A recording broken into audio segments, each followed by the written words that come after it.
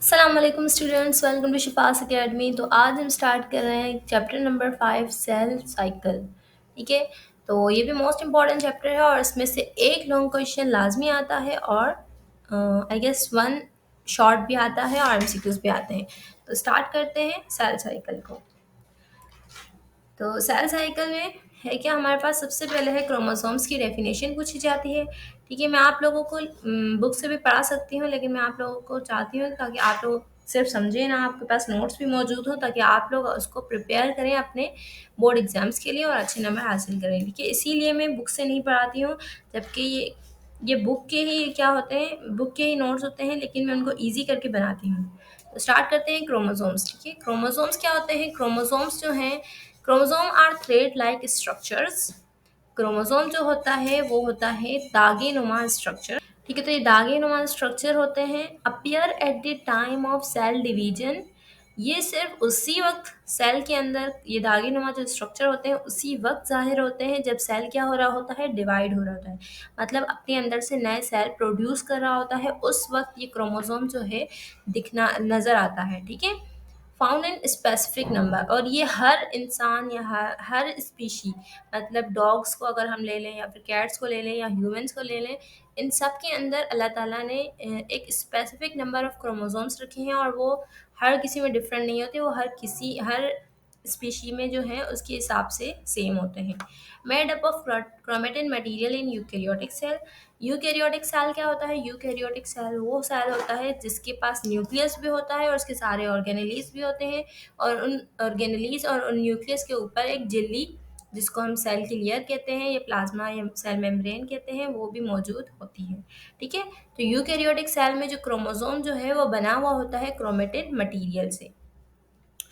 अब मैं आप लोगों को ठीक है, तो समझ में आ गई क्रोमोसोम की डेफिनेशन। ये दागेनुमा स्ट्रक्चर है, तभी दिखेगा जब सेल डिवाइड हो रहा होगा। हर इंसान या हर स्पीशी में सेम नंबर्स होते हैं और ये बना हुआ होता है क्रोमेटिन मटेरियल से। क्रोमेटिन मटेरियल क्या है? सिंपल धागे को अगर हम धागे का गुच्छा होता है, वो क्रोमोसोम होता है, और उसको अगर हम खोलते हैं तो वो क्रोमेटिन मटेरियल होता है। ठीक है, जीन क्या है? जीन जो है, जीन सिंपल जो है हेरिडिटी यूनिट जो है ना, हमारा विरासती यूनिट क्या है? डीएनए। डीएनए जो होता है जब फोल्ड होता है बहुत ज़्यादा, ठीक है, तो वो बना देता है जीन। ठीक है, अब जो तो इसी वजह से कहते हैं जो हमारा हेरिडिटी यूनिट, जो हमारा विरासती यूनिट जो है, जो ऑफ स्प्रिंग्स में ट्रांसफ़र होता है अपने वालदेन से, वो है जीन। ठीक है, ये डेफिनेशन भी आपको आनी चाहिए। नेक्स्ट है, ये इंपॉर्टेंट क्वेश्चन है, ये तकरीबन जो है पास्ट पेपर्स में भी आ चुका है आपके बोर्ड एग्जाम्स के, और मॉडल पेपर में भी आ चुका है। तो टाइप्स ऑफ क्रोमोसोम, क्रोमोसोम जो है वो 4 तरह की टाइप्स है उनकी। ठीक है, क्यों? क्योंकि उनके पास एक होता है सेंट्रोमियर। सेंट्रोमियर जो है ना, मैं आप लोगों को दिखा देती हूँ, ये देखें आप लोगों को, ये क्रोमोसोम है, उसके हर क्रोमोसोम के बीच में आपको जो है ना एक डॉट की तरह या फिर एक सर्कल दिख रहा है, इसी को हम कहते हैं सेंट्रोमियर।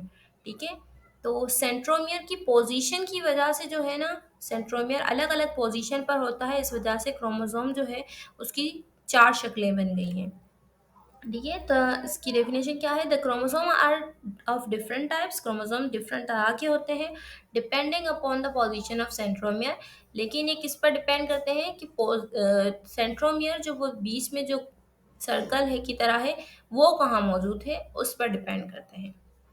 तो इसके जो टाइप्स हैं, दीज टाइप्स आर, टाइप्स कितनी है? सबसे पहले है मेटासेंट्रिक, दूसरी है सब मेटासेंट्रिक, तीसरी है एक्रोसेंट्रिक और चौथी है टेलोसेंट्रिक। ठीक है, तो मेटासेंट्रिक क्या है? Chromosome with equal arms. देखें, ये सबसे जो मेटासेंट्रिक ये रहा। मेटासेंट्रिक में क्या है? अगर क्रोमोसोम्स, ये जो है ना, इसका एक बाजू है और ये इसका दूसरा बाजू है। ठीक है, क्रोमोसोम को हम जो है ना उसके आर्म्स या बाजू के तहत जो है समझने की कोशिश करते हैं। ठीक है, तो कह रहे हैं अगर ऊपर वाले हिस्से के ऊपर वाले जो बाजू हैं वो भी सेम हो, और नीचे वाले बाजू जो हैं, आर्म्स जो है वो भी सेम हो, उनके साइज सेम हो, और लग रहा हो कि सेंट्रोमियर जो है बिल्कुल बीच में हो। ठीक है, तो उसको हम कहते हैं, ये कौन सा क्रोमोसोम है? ये है मेटासेंट्रिक।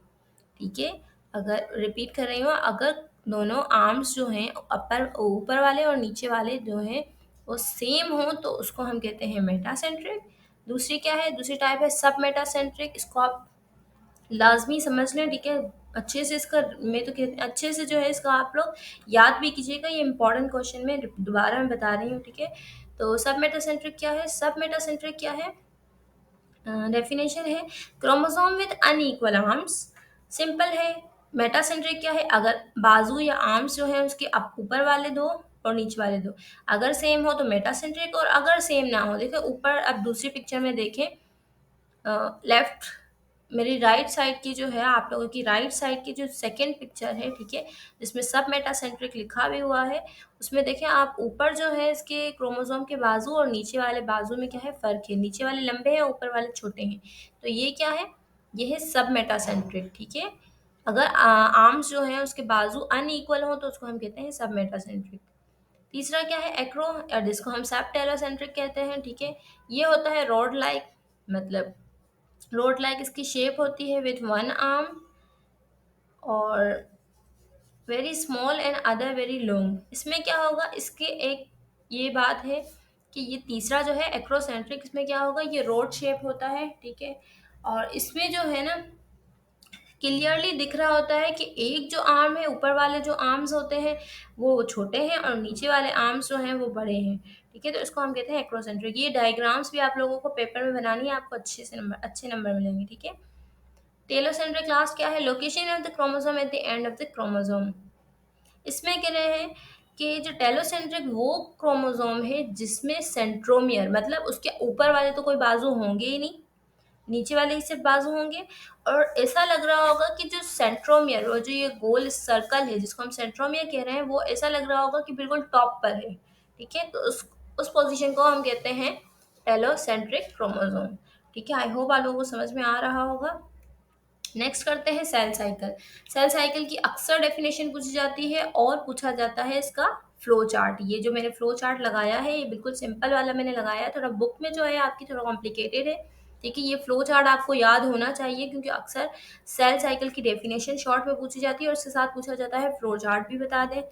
तो स्टार्ट क्या है, सेल साइकिल। सेल साइकिल क्या है, the sequence of change which occurs between one cell division and the next. Simple, cell के अंदर जो चेंजेस आ रही होती हैं, जब सेल को अपने अंदर से नया सेल प्रोड्यूस करना होता है तो ऑब्वियसली वो क्या होगा, पहले सेल जो है मैच्योर होगा, उसके अंदर अंदर से जो है वो कुछ तब्दीलियां होंगी। तो वो जो तब्दीलियां हो रही होती है सेल के अंदर, ठीक है, उस तब्दीलियों को हम कहते हैं सेल साइकिल, ठीक है। इसके कितने फेजेस हैं, इट हैज़ टू फेजेस, इसके दो फेजेस हैं, एक है इंटरफेज और दूसरा है एम फेज, ठीक है। इंटरफेज और एम फेज को भी आप लोगों को थोड़ा बहुत इसका आना चाहिए, इसलिए मैंने इसके नोट्स पहले फ्लो चार्ट कर लेते हैं। तो सबसे सॉरी, इंटरफेज क्या है, इंटरफेज जो है the period of cell cycle, वो वक्त सेल साइकिल का between two consecutive division is called interface. क्या कह रहे हैं, इसमें कह रहे हैं कि तो इंटरफेस में ये कह रहे हैं कि वो वक्त सेल साइकिल का, वो वक्त जब सेल जो होता है अपने डिवीजन के, मतलब अपने आप को डिवाइड करने की उस वक्त में होता है कि मतलब वो बिल्कुल मिडल में होगा, इंटर होगा, इंटरमीडिएट होगा ठीक है, बिल्कुल मिडल में होगा, ना वो कंप्लीटली डिवाइड हो चुका होगा, ठीक है, दूसरे साल में, और ना वो बिल्कुल ही मतलब प्री मैच्योर नहीं होगा, मतलब थोड़ा सा मैच्योर हो चुका होगा, अपने अंदर से डीएनए को बना, ठीक है। तो सिंपल इंटरफेस वो पीरियड है सेल साइकिल का जब सेल जो है बीच में होता है, ना वो बिल्कुल ही प्री मैच्योर छोटा सा, मतलब बिल्कुल नन्ना चुन्ना मुन्ना नहीं होता, और ना ही वो बिल्कुल अपने आप को डिवाइड, ठीक है। द इंटरफेस जो है वो डिवाइड होता है तीन सब, इंटरफेस के अंदर भी तीन सब स्टेजेस हैं, ठीक है। एक है G1 फेज, दूसरा है S फेज और तीसरा है G फेज, ठीक है। तो इसका फ्लो चार्ट देख लेते हैं। सबसे पहले होता है G1 फेज, ठीक है। G1 फेज कौन सा होता है, ये इंटरफेस का ही होता है, ठीक है। इसमें क्या होता है, इसमें सिंपल जो है ग्रोथ हो रही होती है सेल की, ठीक है। सेल अपने आप को तैयार कर रहा होता है कि मुझे सेल डिवीजन करनी है, तो मुझे ज़्यादा से ज़्यादा न्यूट्रिएंट्स चाहिए, फूड चाहिए, ठीक है। तो उसकी तैयारी के वक्त को हम कहते हैं G1 फेज। उसके बाद आता है एस फेज। एस फेज में क्या होता है, ये भी इंटरफेस का ही हिस्सा है। एस फेज में सेल जो है अपने अंदर डीएनए जो होता है उसके पास एक होता है, लेकिन उसको दो सेल बनाने होते हैं आगे जाकर। तो 2 सेल बनाने के लिए वो अपने अंदर जो एक डीएनए है उसको डबल कर देता है, तो उसको हम कहते हैं सिंथेसिस या एस फेज़। और लास्ट जो है G2 फेज़, इसमें क्या हो रहा होता है, ग्रोथ हो चुकी होती है, अब वो अपने आप को डिवाइड करने की कोशिश में होता है। ठीक है, G1 फेज़ में अपने आप फूड फूड को तैयार करेगा, ज़्यादा से ज़्यादा फूड स्टोर करेगा, एस फेज़ में डीएनए को डबल करेगा और G2 में अपने आप को तैयार कर चुका होता है, अब वो डिवाइड होने जा रहा होता है। ठीक है, अब जो है सेकंड कौन सा फेज है, सेल साइकिल का दूसरा जो होता है वो होता है एम फेज, जिसको हम माइटोटिक सेल डिवीजन कहते हैं। ठीक है, ये पूरा इंटरफेज है और ये एम जो लिखा हुआ है ये है हमारा एम फेज। ठीक है, ये फ्लो चार्ट आपको लाजमी आना चाहिए क्योंकि ये इंपॉर्टेंट है। हम्म, अब मैं आप लोगों को बताती हूँ G1 फेज, एस फेज और G2 फेज। वैसे मैं आप लोगों को वर्बली बता चुकी हूँ, फिर भी देख लेते हैं। जी फेज जो है ये मैंने बहुत ही छोटा छोटा लिखा है, आप बहुत ही आप लोगों के लिए सिंप्लीफाई करके लिखा है, आप लोग इसको इतना तो याद ही कर सकते हैं अपने एग्जाम्स के लिए। जी फेज गैप वन फेज होता है। ठीक है, इंटरफेज का फेज ही होता है। इसमें क्या होता है, it is a period of extensive metabolic activities. मैंने कहा ना कि फूड सेल जो है अपने आप को फूड वगैरह के लिए फूड वगैरह रिस्टोर कर रहा होता है। तो मेटाबॉलिक एक्टिविटीज का मतलब क्या होता है, मतलब रिएक्शन कर रहा होता है, फूड बना रहा होता है, फूड से एनर्जी ले रहा होता है। ठीक है, तो इसको हम जो फूड बनना और उसको तोड़ना, मतलब उसके अंदर से एनर्जी निकालने को मेटाबॉलिक एक्टिविटीज कहते हैं। तो ये कौन सा फेज है, जी फेज जो है मेटाबॉलिक एक्टिविटीज का फेज है। उसके बाद एस फेज आता है। During this phase replication of DNA occurs. Replication मतलब डुप्लीकेशन, डीएनए की कॉपी बन जाना, दूसरी दो कॉपीज बन जाना। ठीक है, एक डीएनए से दो डीएनए बन जाना, तो ये एस फेज में होता है। एज अ रिजल्ट इसकी वजह से क्रोमेटिन मटेरियल भी डुप्लीकेट हो जाते हैं। ऑब्वियसली जब डीएनए डबल होगा तो क्रोमेटिन मटेरियल भी डबल होगा और क्रोमोसोम भी। दो अगर है तो एक एक है तो दो बन जाएंगे, दो है तो चार बन जाएंगे। ठीक है, डबल हो जाएगी हर चीज। नेक्स्ट जो है जी फेज, लास्ट G2 फेज है, लास्ट फेज है। इसमें क्या होता है, the following changes occur during this phase. इसमें ये सारी चीज़ें जो है तब्दील हो रही होती हैं।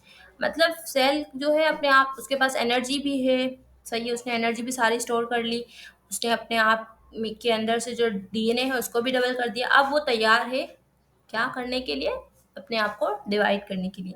तो G2 फेज में ये चेंजेस होती हैं कि सेल ग्रो करना शुरू कर देता है।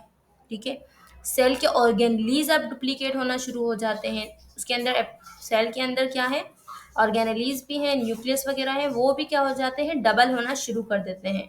और इंजाइम्स, और जो इंजाइम्स है वो भी ज़्यादा से ज़्यादा इंजाइम्स बनना शुरू हो जाते हैं, क्योंकि उसको दो, ताकि क्या करे वो अपने आप के अपने अंदर से दूसरे ऑर्गेनलीज न्यूक्लियस वगैरह को भी डबल कर रहा होता है, ताकि एक अगर सेल बनेगा और दूसरा सेल, दो सेल बनेंगे तो उसको चीज़ें भी तो वो सारी चाहिए ना।